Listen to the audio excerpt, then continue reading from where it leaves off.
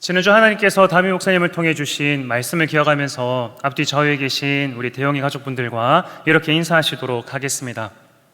태도가 하나님의 축복을 받는 그릇입니다. 인사하겠습니다. 우리의 태도가 하나님의 축복을 받는 그릇입니다. 다시 한 번 더 인사하겠습니다. 하나님께서 기뻐하시는 태도로 살아갑시다. 이렇게 축복하겠습니다. 하나님께서 기뻐하시는 태도로 살아갑시다. 이러한 모든 성도 되시길 주님의 이름으로 축복합니다. 2005년에 튀르키예라는 나라에 동부에 한 작은 마을이 있었습니다. 그리고 그 마을에 살던 양떼들에게 큰 사고가 일어나게 됩니다. 양떼들이 절벽 아래로 뛰어내리게 되는 그런 사건이었는데요. 양치기들이 잠깐 아침 식사를 하고 있는데 목초지에서 갑자기 풀을 뜯던 한 양이 절벽 아래로 뛰어내리기 시작합니다. 그 양을 보고 있었던 주변에 500마리나 되는 양들이 함께 절벽을 뛰어내리기 시작합니다. 그 중에 450마리나 되는 양은 죽고 나머지는 살아남았는데요. 살아남은 이유가 조금은 웃기고 슬픕니다. 먼저 떨어진 양들이 쿠션 역할을 해줘서 50마리는 살아남았다고 합니다. 양들은 앞서가던 양을 따라가는 습성이 있다고 합니다. 장애물에 부딪히거나 낭떠러지에 떨어지면 잠깐 멈출 수 있어야 하는데 그 뒤를 계속해서 따라갔던 것이죠. 양들의 습성 때문인지 아까 우리가 봤던 기사가 한 번만 있었던 일이 아닙니다. 2019년에도 똑같은 일이 발생합니다. 웃고 말기에는 참 요즘 말로 웃기고 슬픈 우픈 양들의 이야기를 우리가 쉽게 인터넷을 통해 확인을 할 수 있습니다. 양들만 앞에 걸어가는 잘못을 저지르고 있는 양을 따라가고 양들만 계속해서 잘못된 사건, 사고를 반복하면서 살아갈까요? 양들의 이야기만 봐도 우리의 삶 또한 우리가 얼마나 많은 일들을, 많은 어려움들을, 많은 잘못들을 답습하면서 살아가는지 우리는 쉽게 생각해 볼 수 있게 됩니다. 오늘의 말씀에서는 반복해서 죄를 범하는 그 죄의 시작을 알린 여로보암 왕에 대한 이야기를 다루고 있습니다. 사랑하는 성도 여러분, 우리가 매주 수요일마다 실패한 왕들에 대한 이야기를 다루고 있습니다. 그리고 이 이야기를 다룰 때 여러분들이 꼭 기억하셔야 할 중요한 내용이 있습니다. 하나님께서 우리에게 주신 성경 말씀은 사람에 대한 책이 아니라는 사실입니다. 성경은 우리를 향하신 하나님의 관심과 하나님의 계획, 하나님의 인도하심이 어디에 있는지를 보여주는 하나님의 말씀입니다.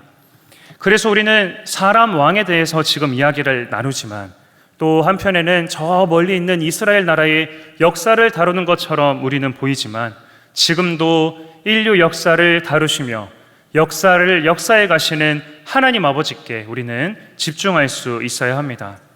그래서 우리는 실패한 왕들의 이야기를 살펴보면서 인물과 사건만 우리의 머릿속에 잔상으로 남는 게 아니라 2022년 9월 7일 수요 찬양 예배에 참여한 우리 모든 대영의 가족들에게 주시는 하나님의 음성에 집중할 수 있어야 합니다. 우리가 읽었던 열왕기서 말씀은 이러한 우리를 향하신 하나님의 선포를 잘 담고 있습니다. 이제 하나님의 관점으로 여로보암에 대한 이야기를 한번 살펴보도록 하겠습니다. 하나님께서 여로보암을 통해서 우리에게 무엇을 말씀해 주실까요? 첫째로 하나님께서는 여로보암 이야기를 통해 우리가 살아가는 때를 알려주십니다. 하나님은 여로보암 왕을 통하여 우리가 어떤 시대를 살아가고 있는지를 분명하게 말씀해주고 계십니다. 여로보암에 대한 기록은 우리가 읽었던 열왕기서 13장부터 본격적인 말씀이 등장합니다. 13장 1절 말씀은 이렇게 시작합니다. 보라, 그때에 하나님의 사람이 여호와의 말씀으로 말미암아 유다에서부터 베델에 이르니 마침 여로보암이 제단 곁에 서서 분향하는지라. 하나님의 말씀은 보라, 그때에 라고 시작을 합니다. 그때가 어떤 때일까요? 이스라엘이 솔로몬이 죽은 후에 결국에는 남과 북으로 나뉘어졌던 시기입니다. 우리가 살폈던 가장 지혜로운 왕이었던 솔로몬, 하나님께서 임재하시는 가장 아름다운 성전을 지었습니다. 솔로몬과 온 이스라엘이 하나님의 임재를 찬양하며 영광 올려드렸습니다. 그러한 영광 속에서 그 어떠한 아름다운 장소도 위대하신 하나님을 모시기에는 부족하다라는 사실을 깨닫게 되지요. 이때까지는 이스라엘 백성들이 너무 좋았습니다. 전율하며 하나님을 찬양하며 하나님께서 주신 복을 있는 그대로 누리는 삶을 살았지요. 그런데 점점 나라가 이상해져 갑니다. 성전이 완공되고 나서 13년 동안 본인이 살 왕궁을 짓기 시작하더니 말년에는 1000명이나 되는 아내들을 두고 또 아내를 따라서 1000개가 넘어가는 우상을 섬기기 시작하면서 이스라엘 온 땅을 우상과 신당들로 채워나가기 시작합니다. 하나님께서는 다윗에게 말씀하셨습니다. 다윗의 자손에게 영원히 왕위가 이어지게 될 것이다. 그리고 성전에 임재하셨던 하나님께서는 솔로몬에게도 말씀하셨습니다. 너희가 하나님을 따르지 않는다면 반드시 왕위를 잃게 될 것이다 라고 말이죠. 의로우신 하나님께서는 하나님의 공의를 실천하시기 위해서 여로보암에게 10지파를 떼어 북이스라엘을 세우십니다. 그리고 사랑이신 하나님께서는 맺으신 다윗과의 언약을 기억하시면서 2지파로 다윗의 나라가 솔로몬의 나라가 이어질 수 있도록 은혜를 허락하십니다. 하나님이 세우셔서 왕이 된 여로보암, 그리고 하나님의 말씀으로 왕이 된 여로보암을 지켜보고 있는 모든 이스라엘 백성들은 하나님이 우리에게 주신 하나님의 공의와 하나님의 사랑의 말씀을 어떻게 이루어 가시는지를 확인할 수 있었습니다. 그래서 우리가 읽었던 13장 1절의 말씀에서 보라 그때는 여로보암이 왕이 그때 하나님의 공의와 사랑의 말씀을 이스라엘에게 이루신 바로 그 시대를 의미하는 것입니다. 우리는 이러한 이스라엘의 역사의 흐름을 확인하면서 우리를 향하신 하나님의 마음을 가늠할 수 있습니다. 우리를 향하신 하나님의 공의와 사랑을 지금도 어떻게 이루어 가고 계시는지를 우리는 알 수 있습니다. 저는 삼형제입니다. 저희 삼형제가 어렸을 때부터 얼마나 호기심이 많았는지 모릅니다. 동생은 고양이도 아닌데 차라는 차 밑에는 다 기어 들어가서 차 밑에 배관은 다 만져보고 돌로 찍어보고 튼튼한지 살펴보고 시동이 걸려있으면 반드시 들어가서 차 밑을 살폈습니다. 그러다가 어른에게 걸려서 두드려 맞고 쫓겨나기도 했었고요. 저는 호기심이 정말 많았습니다. 산이 보이면 정상에 올라가 봐야 될 것 같고 계곡물이 보이면 얼마나 깊은지 들어가 봐야 될 것 같고 옥상 위에 있는 물탱크들은 얼마나 놀기 좋은지 들어가서 부모님 앞에서 놀다가 죽을 뻔한 일이 한두 번이 아닙니다. 저희 가정이 이제 막 아이를 출산했는데 벌써 걱정이 앞섭니다. 아이의 눈빛이 심상치 않습니다. 어머니께서 어렸을 때 저한테 자주 해주셨던 말씀이 있습니다. 야, 서반석, 너 계속 그러면 집에서 쫓아낼 거야. 정말로 그 이야기를 많이 들으면서 살아왔고 집에서도 정말 많이 쫓겨났었습니다. 그런데도 저는 아직 어머니와 행복하게 잘 살아가고 있습니다. 그렇게 쫓아낸다 계속해서 말씀하셨는데 만약에 어떤 사람이 저희 어머니한테 아니 어머님 그렇게 쫓아낸다라고 이야기하시고 아직까지도 아들하고 잘 살고 계십니까? 라고 질문하는 눈치 없는 사람은 한 사람도 없을 것입니다. 사랑하는 성도 여러분, 부모는 자녀를 사랑합니다. 그리고 부모는 자녀를 바른 길로 인도합니다. 이를 위해서 부모는 징계하고 혼을 냅니다. 하지만 부모의 사랑과 부모의 공의를 자녀들에게 다 이루지는 못합니다. 공의와 사랑, 이 기묘한 긴장관계를 지키는 것이 얼마나 어려운지 우리 부모들은 잘 알고 있습니다. 하지만 우리 하나님 아버지는 다르십니다. 하나님께서는 말씀을 따르지 아니하는 자녀들을 아비의 마음으로 징계하시는 아버지 하나님이십니다. 그러나 여전히 우리를 너무나도 사랑하시기 때문에 하나님의 사랑으로 끝까지 붙들어 주시되 죽기까지 사랑하시는 사랑의 하나님이십니다. 너무나도 이 두 가지 가치가 모순되지만 하나님께서는 놀라운 방법으로 하나님의 역사 가운데에서 우리를 향하신 공의와 사랑을 지금도 이루고 계신 줄로 믿습니다. 그래서 우리는 반복되는 이러한 여로보암의 실수를 답습하지 않을 수 있도록 하나님이 우리에게 주신 공의와 사랑의 말씀을 있는 그대로 받아들일 수 있어야 합니다. 에이, 하나님이 정말로 나를 징계하시겠어? 하나님은 정말로 우리를 징계하십니다. 에이, 설마 하나님이 나 같은 사람도 사랑하시겠어? 하나님은 나 같은 사람도 사랑하십니다. 하나님은 여로보암을 통해 우리에게 말씀해 주십니다. 우리는 그 때를 살아가고 있습니다. 하나님의 공의와 하나님의 사랑이 함께 이루어져가는 그러한 때를 우리는 살아가고 있습니다. 그렇기 때문에 우리는 하나님의 징계에 대해서는 두려워하며 그 징계를 피하는 삶을 살아야 하고, 하나님의 그 크신 사랑은 기대하며 온전한 사랑을 누리길 간절히 소망하여야 할 줄로 믿습니다. 공의와 사랑의 때를 살아가며 기억하시며 주님의 사랑을 온전히 삶으로 누리시는 사랑하는 모든 대형의 가족분들 되시길 주님의 이름으로 축복합니다. 하나님께서 여로보암 왕을 통하여 우리에게 무엇을 말씀해 주실까요? 둘째로 함께 읽겠습니다. 하나님의 공의와 사랑을 잊어버린 이들의 삶의 방식을 보여주십니다. 13장 1절 말씀입니다. 보라, 그때에 하나님의 사람이 여호와의 말씀으로 말미암아 유다에서부터 베델에 이르니 마침 여로보암이 제단 곁에 서서 분향하는지라.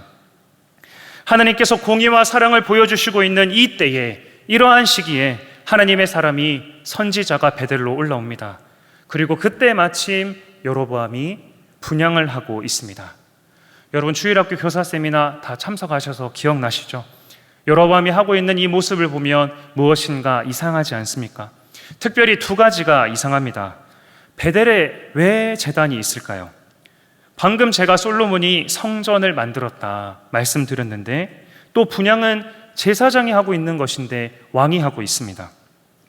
솔로몬이 건축했던 예루살렘 성전은 이스라엘 백성들의 신앙의 중심지였습니다. 이스라엘이 남과 북으로 갈라진 이후에 북이스라엘의 백성도 유월절과 같은 특별한 절기 때에는 예루살렘 성전으로 와서 예배를 드려야 했죠. 그런데 여로보암은 이게 마음이 걸렸습니다. 그래서 이렇게 생각합니다. 열왕기상 12장 27절 말씀을 함께 읽겠습니다.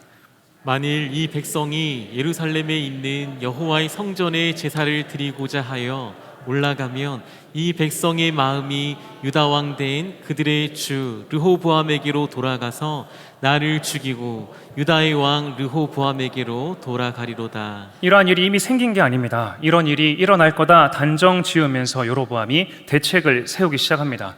그 대책이 12장 28절 29절에 나와 있습니다. 이에 계획하고 두 금송아지를 만들고 무리에게 말하기를, 너희가 다시는 예루살렘에 올라갈 것이 없도다. 이스라엘아, 이는 너희를 애굽 땅에서 인도하여 올린 너희의 신들이라 하고, 하나는 베델에 두고 하나는 단에 둔지라. 베델과 단에 제단을 세우고 제단에 금송아지를 둡니다. 여로보암은 백성들에게 예루살렘 성전이 아니라 베델과 단에 가서 금송아지를 예배하도록 만듭니다. 물론 백성들도 예루살렘까지 가지 않아도 되니까 편해지긴 했습니다. 여로보암도 이제 두 팔 벗고 잠에 들 수 있습니다. 모두가 편하고 걱정이 없는 결과에 도착한 것 같지만 하나님의 뜻은 어기는 일이었습니다. 하나님께서 이스라엘 광야 생활할 때 모세에게 주신 분명한 말씀이 있었습니다. 신명기 12장 13절 14절을 함께 읽겠습니다. 너는 삼가서 내게 보이는 아무 곳에서나 번제를 드리지 말고 오직 너희의 한 지파 중에 여호와께서 택하실 그곳에서 번제를 드리고 또 내가 내게 명령하는 모든 것을 거기서 행할지니라. 아멘. 하나님께서는 약속의 땅에서 드려야 할 예배가 어떠한 모습인지를 아주 분명하게 알려주셨습니다. 하나님께 드리는 우리의 예배는 사람이 자기 마음대로 자기 편한 대로 드리는 것이 아님을 분명하게 알려주셨습니다. 열왕기상 12장 32절 말씀입니다. 그가 또 산당들을 짓고 레위 자손이 아닌 보통 백성으로 제사장을 삼고 8째 달 곧 그 달 15째 날로 절기를 정하여 유다의 절기와 비슷하게 하고, 율법에 따르면 레위인 가운데서 제사장을 세워야 했습니다. 그런데도 여로보암은 자기 마음대로 제사장을 세웁니다. 32절 말씀에는 예배 절기가 이미 있었습니다. 그 절기들을 비슷하게 바꾸어 버립니다.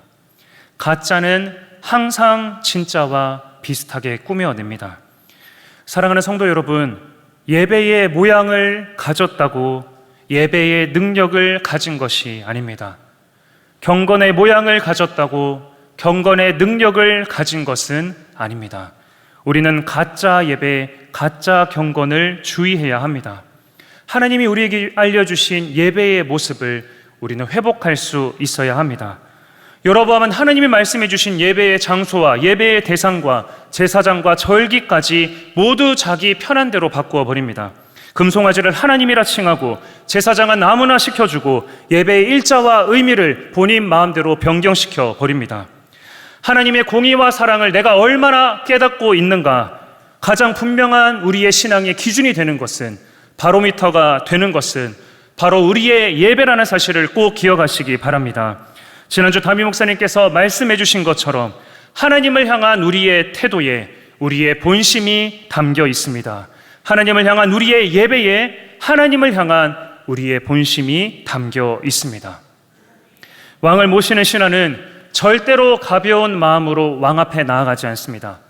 직장 생활을 할 때도 인사권을 가진 사람 앞에 우리가 나아갈 땐 옷 매무새를 계속해서 고쳐 잡습니다.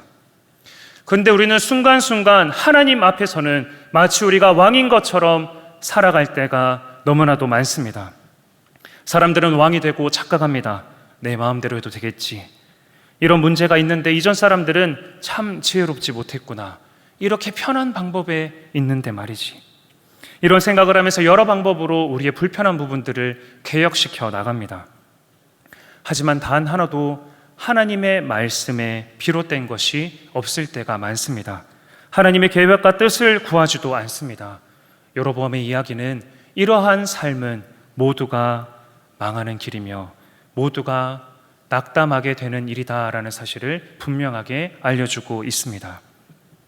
우리를 향하신 하나님의 공의와 사랑을 기억하며 하나님 앞에서 참된 예배자로 세워지시는 하나님의 사랑 많으신 그 하나님의 풍성한 은혜 가운데 거하시는 사랑하는 모든 대형의 가족분들 되시길 주님의 이름으로 축복합니다. 하나님께서 여로보암 왕을 통하여 우리에게 무엇을 말씀해 주실까요? 셋째로 여호와의 말씀의 중요성을 마음 깊이 새겨 넣어라 말씀하십니다. 하나님께서 공의와 사랑을 보여주신 그 때에 여로보암은 금송아지 만들고 제사장 마음대로 세우고 절기도 마음대로 바꾸면서 내가 내 삶의 왕인 줄로 착각하며 내 기준대로 삶을 살아가고 있었습니다. 이러한 때를 살아가고 있는 사람들을 하나님은 절대로 내버려 두지 않으십니다. 13장 2절 말씀입니다. 하나님께서 보내주신 예언자가 무엇이라고 이야기하는지 한번 함께 읽어보도록 하겠습니다. 하나님의 사람이 단을 향하여 여호와의 말씀으로 외쳐 가로되 다나 다나 여호와께서 말씀하시기를 다윗의 집에 요시아라 이름하는 아들을 낳으리니 저가 내 위에 분향하는 산당 제사장을 내 위에 제사할 것이요 또 사람의 뼈를 내 위에 사르리라 하셨느니라 하고, 선지자의 선포에서 가장 강조되는 부분이 있습니다. 바로 하나님의 말씀입니다. 하나님의 말씀이 사라져 있는 여로보암은 하나님이 인정할 수 없는 예배, 우상 숭배로 가득한 삶, 사람의 계획으로 살아가는 인생이 되어버렸습니다. 이러한 때를 살아가고 있는 모두에게 하나님은 알려주십니다. 13장 2절 말씀과 짝을 이루는 열왕기와 23절 15절 말씀입니다. 또한 이스라엘에게 범죄하게 한 느밧의 아들 여로보암이 베델에 세운 제단과 산당을 왕이 헐고 또 그 산당을 불사르고 빻아서 가루로 만들며 아세라 목상을 불살랐더라. 요시아가 몸을 돌이켜 산에 있는 무덤들을 보내어 그 무덤에서 해골을 가져다가 제단 위에서 불살라 그 제단을 더럽게 하니라. 이 일을 하나님의 사람이 전하였더니 그 전한 여호와의 말씀대로 되었더라. 아멘. 무려 300년 후에 다윗의 가문에서 16번째 대에 세워진 왕 요시아가 이 모든 말씀을 이루게 됩니다.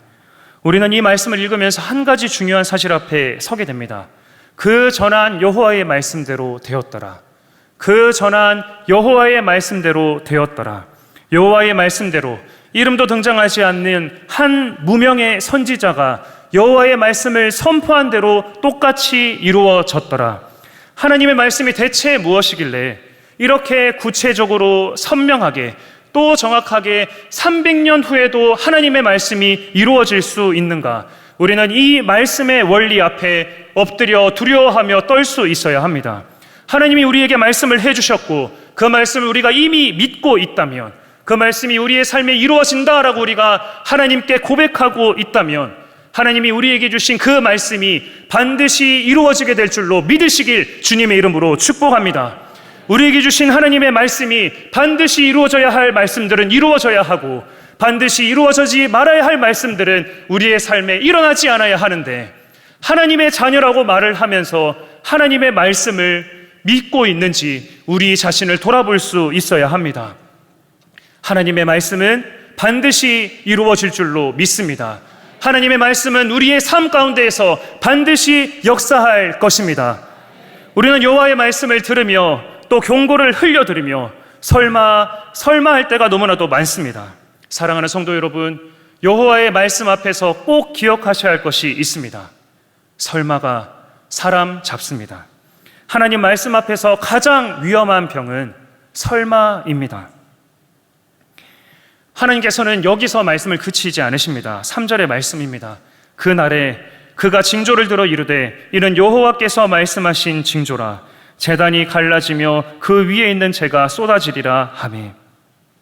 선지자의 이 선포는 조금 더 이해하기 쉽게 풀어 쓴다면, 여로보암 당신이 지금 예배하고 있는 그 예배의 제단은 갈라지고 예배 때 행했던 모든 것들은 다 쏟아지게 될 것이다 라는 선포입니다. 당신이 당신의 삶의 왕이 되어서 지금 세워가고 있는 인생의 모든 제단들과 결과물들이 반드시 쏟아지게 될 것이다, 이런 의미로 이해할 수 있습니다. 하나님이 300년 후에 이루어질 그 말씀을 주시면서 그 말씀이 이루어지실 것을 증명하시기 위해 지금 당장 이루어질 징조를 보여주고 계시는 것입니다.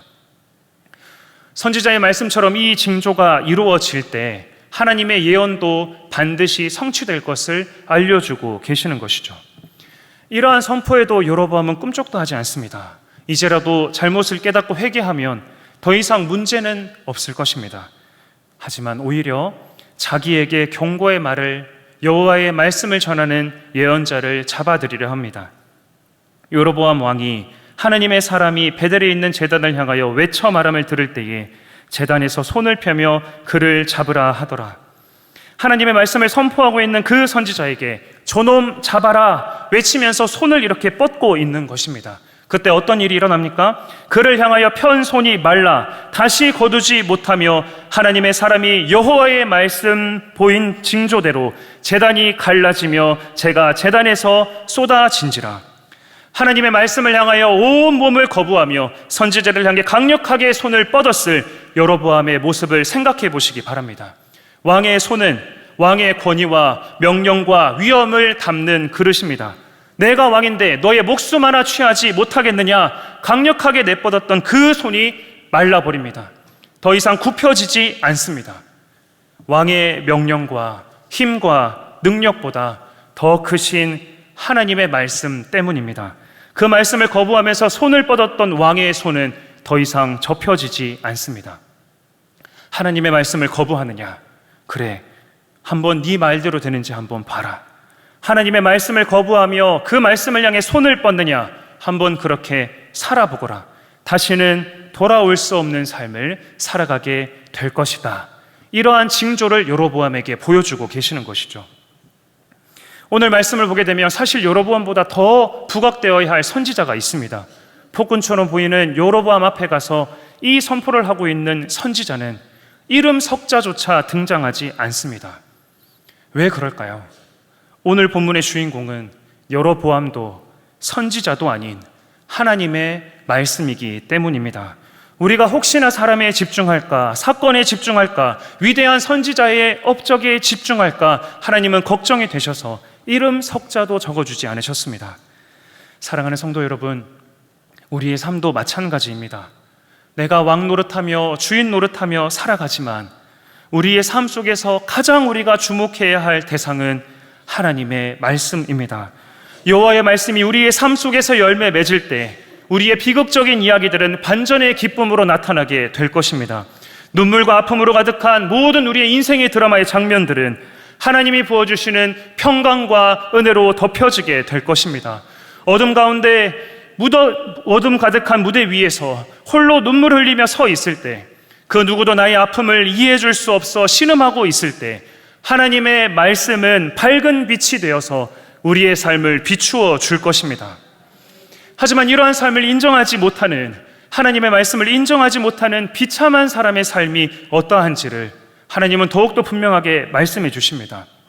왕이 하나님의 사람에게 말하여 이르되 청하건대 너는 나를 위하여 내 하나님 여호와께 은혜를 구하여 내 손이 다시 성하게 기도하라.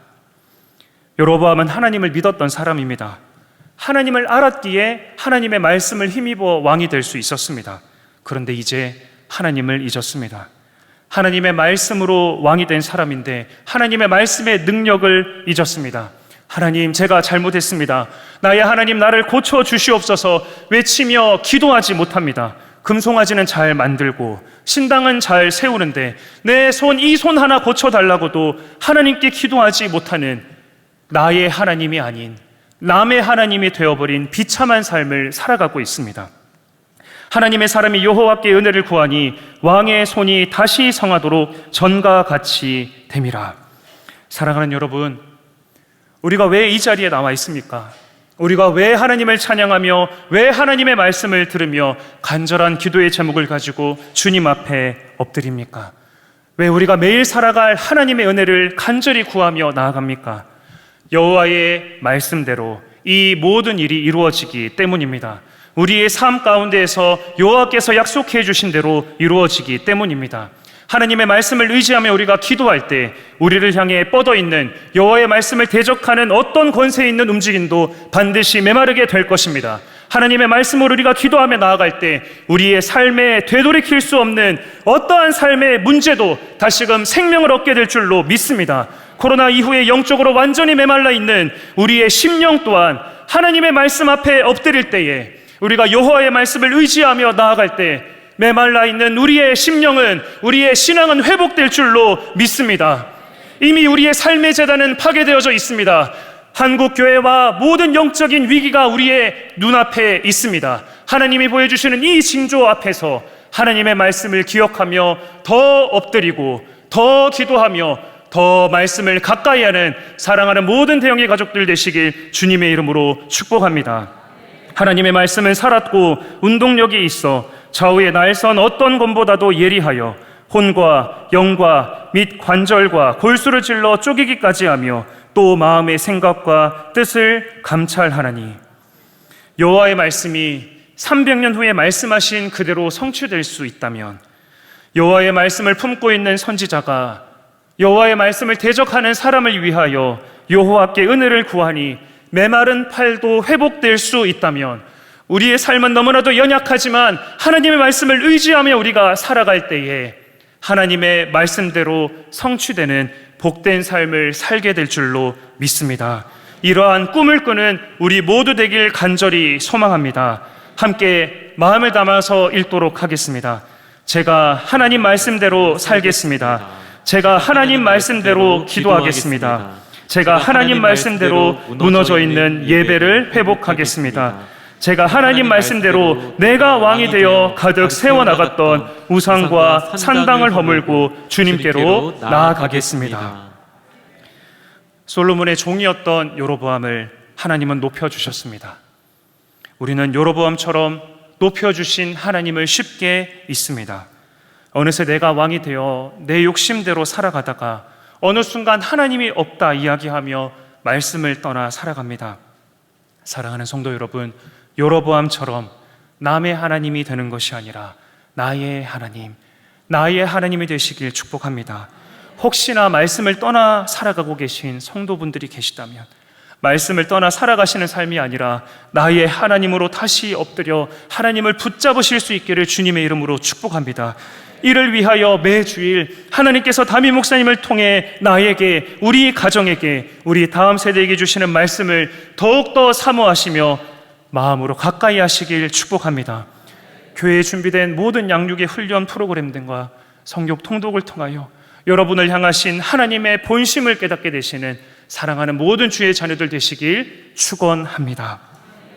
우리에게 주신 하나님의 말씀을 기억하면서 함께 기도 제목을 읽고 기도하도록 하겠습니다. 여로보암의 왕의 실패를 통해 우리를 향하신 하나님의 공의와 사랑, 하나님의 말씀의 중요성을 깨닫게 하심을 감사드립니다. 하나님이 남의 하나님이 되는 것이 아니라 나의 하나님이 되도록 하나님의 말씀 앞에서 설마 하는 것이 아니라 아멘 하도록 하나님의 말씀을 더욱 가까이 하는 우리 모든 성도 되게 하옵소서. 특별히 매주일 담임 목사님의 말씀을 통하여 하나님이 기뻐 받으시는 하나님의 말씀이 우리의 삶의 주인공 되는 삶을 회복해 나가는 우리 모두 되게 하옵소서. 아멘. 제가 대표로 기도하도록 하겠습니다. 우리 아버지 되시는 하나님, 나의 하나님이 되어주심을 감사합니다. 하나님은 우리에게 말씀을 해주시는데 우리의 영혼은 잠들어서 주의 말씀을 듣지 못할 때가 너무나도 많습니다. 하나님께서 기뻐하시지 않으시는 우리의 삶의 제단을 세워나가며 평안하다 외치고 있는지 아는지를 돌아보게 됩니다. 하나님의 사랑과 공의의 시대를 살아가고 있는 이때에 우리를 향하신 하나님의 준엄한 말씀을 기억하며 그 말씀이 우리의 삶에 일어날 것을 고대하며 하나님만을 바라보는 우리의 모든 삶이 될 수 있도록 인도하여 주시옵소서. 주의 말씀을 통하여 우리에게 하나님의 음성을 들려주실 것을 간절히 소망하며 나아갑니다. 매주일 담임 목사님의 말씀을 통하여 우리의 모든 묶여있는 것은 풀려게 하시고 하나님 아버지께서 우리의 삶을 위해 기대하시는 놀라운 역사를 향하여 우리가 한 걸음씩 나아갈 수 있도록 인도하여 주시옵소서. 하나님이 이미 우리 한국교회와 우리의 가정을 향하여 보여주신 징조를 기억하며 주의 말씀을 더욱더 가까이 하는 사랑하는 모든 주의 자녀들 될 수 있도록 이 시간 함께하여 주시옵소서. 모든 것을 감사드립니다. 예수님 이름으로 기도드립니다. 아멘.